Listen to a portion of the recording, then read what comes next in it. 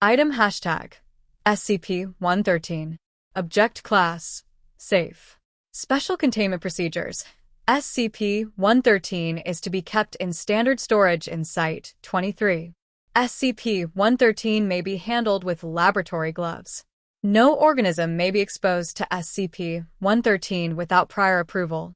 Personnel exposed to SCP-113 are to be kept under medical observation for 7 days. Description: SCP-113 resembles a small, polished piece of red jasper.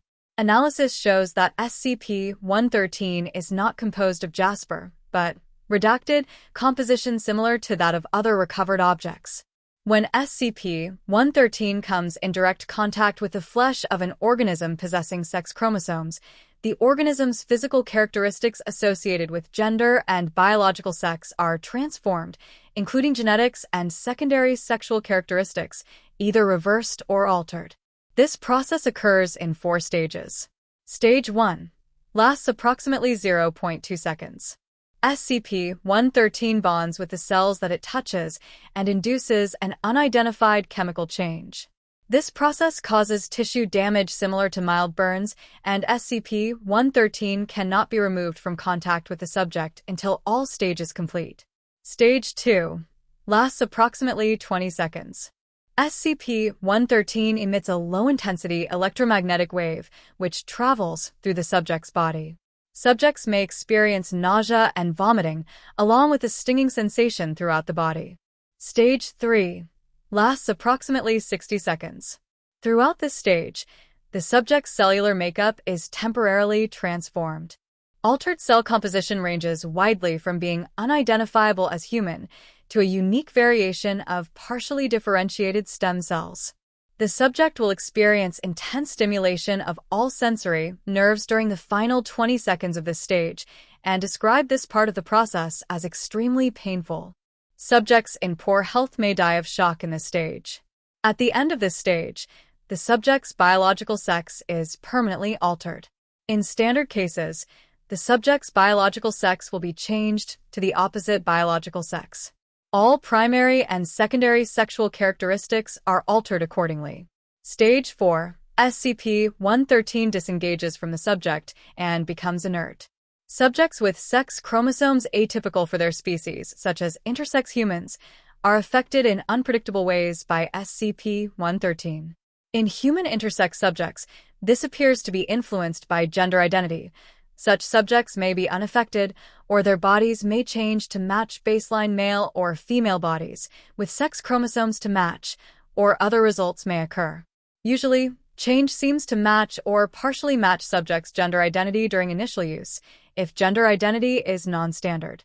Whether SCP-113 alters its effect based on the presence of a non-standard gender identity is under investigation.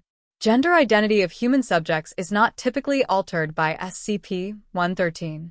In subjects with non-standard gender identities, typically gender identities which do not match their pre-exposure biological sex, this usually results in positive psychological effects.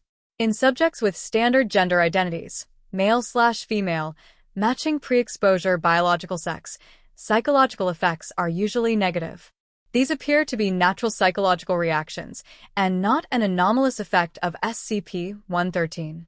SCP-113 exposure results in unusual effects in certain species. In Varanus komodoensis, the Komodo dragon, a number of ZW/ZZ individuals were transformed to possess WW chromosomes instead of ZZ or ZW, which was in every instance fatal. In Cenorhabditis elegans, a nematode, no males were produced despite C. elegans having 2 sexes, hermaphrodite and male.